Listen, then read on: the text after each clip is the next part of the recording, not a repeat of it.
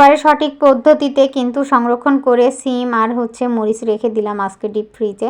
তো কিভাবে রেখেছিলাম সেটা শেয়ার করছি, আর সেই সাথে বাহিরে গিয়েছিলাম কি করলাম সেটাও আপনাদের সাথে শেয়ার করছি। আসসালামু আলাইকুম, সবাই কেমন আছেন? শীতকালে সবজির মধ্যে কিন্তু অন্যতম এই সিমের বীজটা, এটা কিন্তু অ্যাভেলেবেল পাওয়া যায়, কিন্তু গরমকালে কিন্তু এগুলো পাওয়া যায় না। তো এই তো শীতে হচ্ছে আমি কিনে এগুলা কিভাবে সংরক্ষণ করে রাখছি সেটাই আপনাদের দেখাচ্ছি। রাতে নিয়ে এসেছিল, তো রাতে তো হচ্ছে টাইম ছিল না, এজন্য আর হচ্ছে দেখাতে পারলাম না। এজন্য আমি একটু হচ্ছে ঢেকে তারপরে সকালবেলা হচ্ছে এটা প্রসেসিংয়ে যাব, তো এজন্য একটু ঢেকে রাখছিলাম যে রাতে ঘুমানোর পরে কি হাঁটা চলা করবে তা তো জানি না, এজন্যই ঢেকে রাখছিলাম।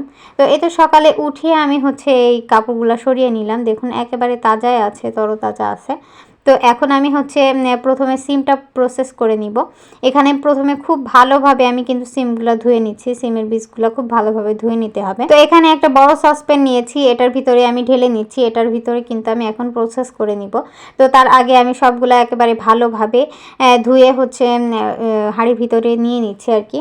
তো এই তো নিয়ে নেওয়া হয়ে যাওয়ার পরে আমি হচ্ছে পর্যাপ্ত পরিমাণ পানি দিয়ে নিলাম, নিয়ে এখন আমি কিছুটা জাল দিয়ে নিব, যতক্ষণ পর্যন্ত না একেবারে 100% হচ্ছে সিদ্ধ হয়ে যায় ততক্ষণ পর্যন্ত জাল করতে থাকবো। তো এরই মাঝে আমি হচ্ছে মরিচগুলো বেছে নিচ্ছিলাম, তো এগুলা বাছতে বাছতে কিন্তু এটা একেবারে পরিপূর্ণ হচ্ছে সিদ্ধ হয়ে গেছে। আর যারা হচ্ছে খোসা ছাড়া হচ্ছে রাখতে চান তারা কিন্তু একটু সিদ্ধ হওয়ার পরেই টিপ দিলে কিন্তু এগুলো হচ্ছে খোসা বের হয়ে আসে।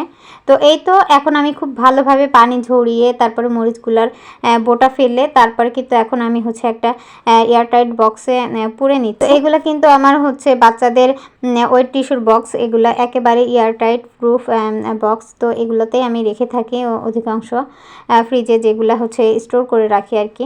তো এই তো হচ্ছে কিছুটা মরিচ আর কিছুটা হচ্ছে সিমের বীজ রেখে আমি সম্পূর্ণটাই প্রায় হচ্ছে বক্সে ভরে নিয়েছি। এখন ডিপ ফ্রিজে প্রায় বছর খানিক মতো হচ্ছে এগুলা থেকে যাবে।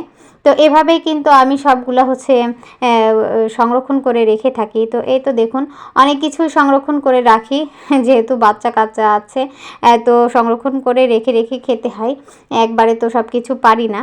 তো এই তো রাইসার বাবা, আমি আরহাম সবাই মিলে মিরপুর 2 গিয়েছিলাম, স্টেডিয়ামের পাশে যেই হচ্ছে মার্কেটটা বসে আর কি ওখানে। তো এখান থেকে প্রায়শই হচ্ছে জিনিসপত্র কেনা হয়, এখানে বেশ কোয়ালিটিফুল জিনিস পাওয়া যায়। তো বাসায় পড়ার জন্য রাইসা আরহামের জন্য নেওয়া হয়, তারপরে ওখান থেকে একটু হচ্ছে কেনাকাটা করে খাওয়া দাওয়া করতে চলে এসেছি। এই খাবারগুলা কিন্তু বেশ কোয়ালিটিফুল, তো এই জন্য এখানেই বসা হলো আর কি।